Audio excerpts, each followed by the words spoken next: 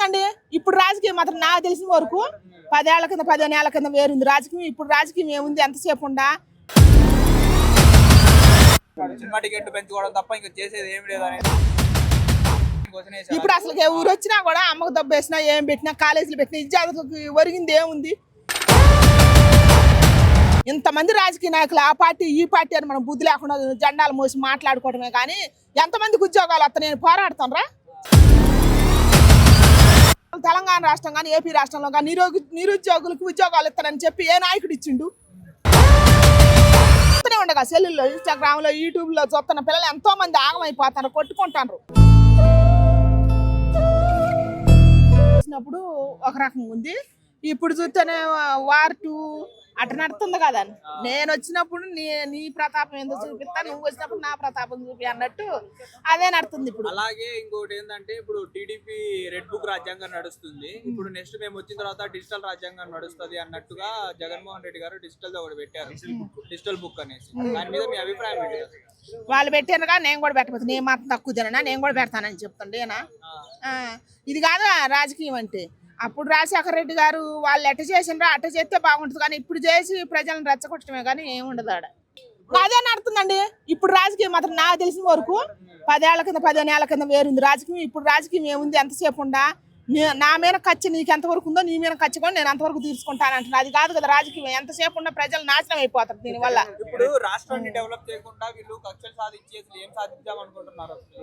అదే మరి ప్రజలకు మంచి చేయాలనుకున్న నాయకుడు ఖర్చులు కాదు. ఇప్పుడు నీ పరిపాలనలో నువ్వు ఎంత మంచి చేసినావు, నేను గెలిచినప్పుడు నా పరిపాలన ఎంత జరుగుద్దని చూసుకోవాలా, అది చూసుకోవాలి. కానీ ప్రజలను రెచ్చగొడితే దానివల్ల ప్రజలు యూత్ నాశనం అయిపోతారు కొట్టుకొని.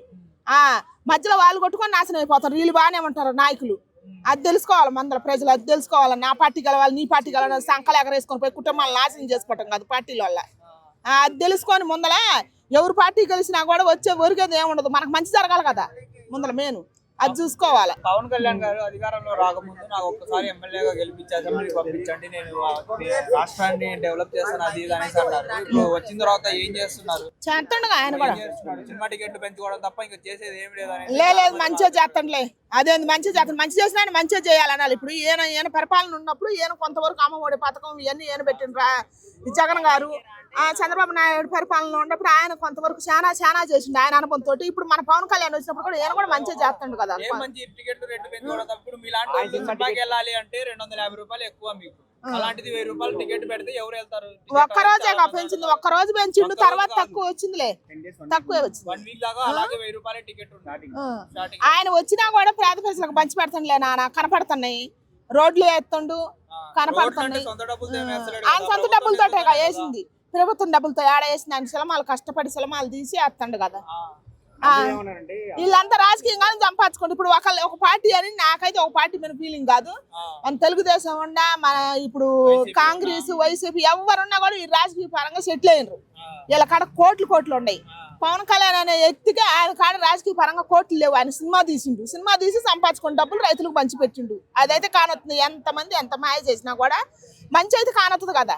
ఇప్పుడు ఆడవాళ్ళకి ఫ్రీ బస్ అవసరం, ఆదాయం లేనప్పుడు ఏపీ ప్రభుత్వానికి ఎవరికి ఆడవాళ్ళు ఫ్రీ బస్సు పెట్టిండ్రులే కానీ ఏపీ ప్రభుత్వం అయినా మన తెలంగాణ ప్రభుత్వం అయినా ఫ్రీ బస్ అంటే ఆడవాళ్ళు యాత్ర ఓట్లని పెట్టిండ్రు, వేపించుకోరు, గెలిచారులే. కానీ నేను చెప్పేది ఏంటంటే ఇప్పుడు పింఛన ఒక్కరికి ఇస్తాను. నేను ఇది ఒకటి చెప్పాలనుకుంటున్నా, తెలంగాణకు కానీ ఆంధ్రాకి కానీ మగవాళ్ళకి కూడా ఇవ్వాలి పింఛన.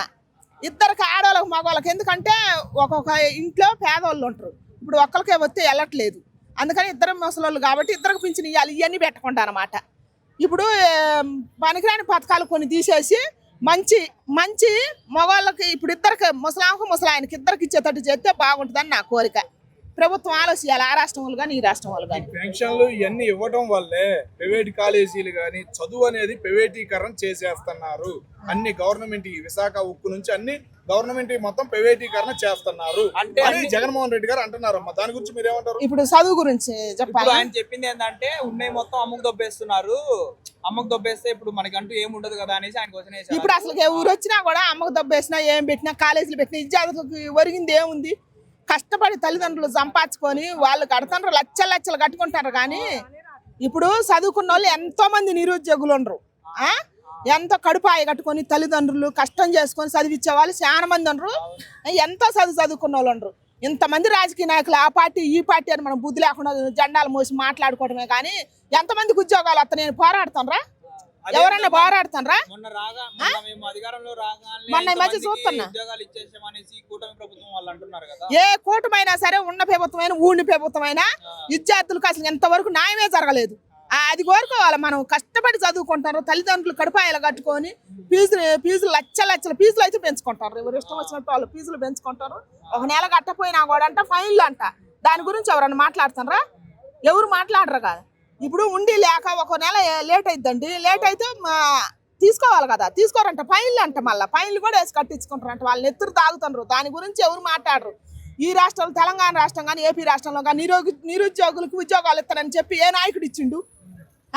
పిల్లల భవిష్యత్తులో ఆగమైపోతున్నాయిగా. అది వద్దు మనకి, అవి అడగొద్దు అనమాట. మన పిల్లల గురించి మన భవిష్యత్తు గురించి మనం అడుక్కోవద్దు. వాళ్ళకి జాబులు రావద్దా? కష్టపడి చదువుకున్నారు కదా, వాళ్ళకి జాబులు రావాలి కదా. వాళ్ళకి జాబులు వస్తేనే కదా తల్లిదండ్రులు కానీ ఇంట్లో మన అక్క చెల్లెలకు కానీ పెళ్లిళ్ళు చేయటం కానీ ఇంట్లో పోషించుకోవటం కానీ ఆయనకు పిల్లని ఇవ్వాలన్నా కూడా ఇస్తారు కదా ఎవరో ఒకళ్ళు. పిల్లలు చదువుకున్న వాళ్ళు చాలా మంది ఉండరండి.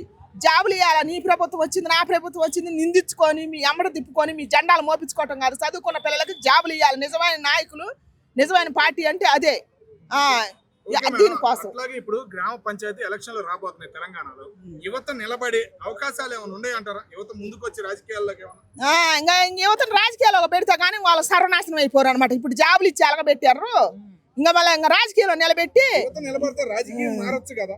ఎవరు రానిరు? వీళ్ళున్నంతసేపు యువతని ఆడ నుంచి రానిస్తారు. ఇంకా వాళ్ళ జెండాలు మోపించుకోవడానికి రెచ్చగొట్టి నీ పార్టీ నా పార్టీ అని చెప్పి రెచ్చగొట్టి కుటుంబాలు నాశనం చేసి యువతను నాశనం చేసి చక్కాలు చింపుకొని మీరు జావండ్రా, మేము ఏసీ రూముల్లో కూర్చొని మేము బాగానే ఉంటాం, మీకు మేము జాబులు ఇవ్వం, మీరు ఎంత చదువుకున్నా మీ ఇళ్లలో మీ తల్లిదండ్రులు నాశనం అయిపోయినా ఏం లేదు, మీ అక్కల చెల్లెలు నాశనం అయిపోయినా లేదు, మీకు ఒక్కొక్కరు 30 ఏళ్ళు 40 ఏళ్ళు వచ్చినా ఏం లేదు, మీకు పెళ్ళిళ్ళు కాకపోయినా ఏం లేదు, మీకు మేము జాబులు ఇవ్వం, మా జెండాలు అయితే మేము మోపించుకుంటాం, మాకు సేవ చేసుకోండి అదే చెప్తారు. కానీ బుద్ధి ఉంటే మన యువత కానీ చదువుకున్న వాళ్ళు కానీ మీ భవిష్యత్తు కోసం మీరు పోరాడండి. మీ పార్టీ మా పార్టీ అని జెండాలు మోసి వాళ్ళకన్నా దాసి దత్తం చేయొద్దు, మీరు బానిసలుగా చేయొద్దు. మీకోసం ఉద్యోగాల కోసమేనా? ఏదైనా వ్యాపారం కానీ బిజినెస్ గా కానీ ఒక రాజకీయ నాయకుడు కానీ యువతుడు అనేవాడు ఎదగకూడదు అంటారు మీరు? యువత అసలు ఫస్ట్ చదువు కష్టపడి చదివిండండి. ఆయనకు ఉద్యోగమే రానప్పుడు ఇంకా రాజకీయ నాయకులు ఎదగనెత్తరా? ఎంతమంది ఉండోళ్ళు యువత? ఏదైనా బిజినెస్ పెట్టుకోవచ్చు కదా, దాని చూపు ఎందుకు చూడడం లేదు? పెట్టుకోవాలంటే అవకాశం ఉండాలి కదా. యువతకు దయచేసి చదువుకున్న పిల్లలు చాలా మంది ఉండరండి. దయచేసి చదువుకున్న పిల్లలకి జాబులు ఇవ్వాలి. దీనికోసం మనం పోరాడదాం, ఎంతవరకైనా పోరాడదాం. చదువుకున్న పిల్లలు చాలా మంది భవిష్యత్తులో ఆగమైపోతున్నాయి, ఊరేసుకొని చచ్చిపోతారు. పెళ్ళిళ్ళు కావట్లేదు, 30 ఏళ్ళు 40 ఏళ్ళు వచ్చినా కూడా పెళ్ళిళ్ళు కావట్లేదు అంటే ఏంది కారణం? జాబు రావటం వల్లే. మా మాయదారి కంపెనీలో ఒకటి పెట్టారు, ఇది సాఫ్ట్వేర్ అని చెప్పి అవి కూడా తీసేస్తానంట. మా పిల్లల భవిష్యత్తు గాడి గుడ్డు జాబులు బాబు లేడు గీబు లేడు ఎవడొచ్చి యువతను ఎవడు ఉత్తరయట్లేదు. నిరుద్యోగులు ఏడుండాలి ఆనే ఉండరు. నా 20 ఏళ్ళ అనుభవంతో నేను చెబుతున్నా. పిల్లలు చదువుకున్న పిల్లలు గట్టి ఆడపిల్లలు మగపిల్లలు పోరాడతారు. దాని గురించి ఎవరు పోరాడరండి. ఇవాళ రేపు నిజం గురించి ఎవరు పోరాడతారు? మాయ గురించి పోరాడతారు. నీ పార్టీ నా పార్టీ అని చెప్పి దీని గురించే యువతను నాశనం చేస్తారు. వాళ్ళ భవిష్యత్తు గురించి అడగండి, చెబుతా. వాళ్ళ భవిష్యత్తు గురించి పోరాడండి. 1,00,000 మందికి మేము అధికారంలో వచ్చిన 6 నెలల్లోనే 1,00,000 మందికి ఉద్యోగాలు ఇచ్చామనేసి బాబు గారు అందరు కూటమి ప్రభుత్వం అందరూ మాట్లాడుతున్నారు కదా. అసలు ఎవరీ లేదు ఇంతవరకు. ఇస్తే పిల్లలు ఎందుకు నేను చూస్తూనే ఉండగా సెల్లుల్లో ఇన్స్టాగ్రామ్ లో యూట్యూబ్ లో చూస్తున్న పిల్లలు ఎంతో మంది ఆగమైపోతారు, కొట్టుకుంటారు జాబుల కోసం అని. మొన్న కూడా నేను ఇక్కడ చూసిన జాబుల కోసం పిల్లలు వయసు ఆడపిల్లలు మగపిల్లలు కష్టపడి చదువుకున్న వాళ్ళకి జాబులు అయిపోతే మరి ఇంకా పారంపోకులు కాక లంగాలు కాక రేపులు చేయక దేశాల మీద పడి సైకోలు కాక ఏమవుతారండి? కష్టపడి చదువుకున్న వాళ్ళకి జాబులు ఇవ్వద్దా?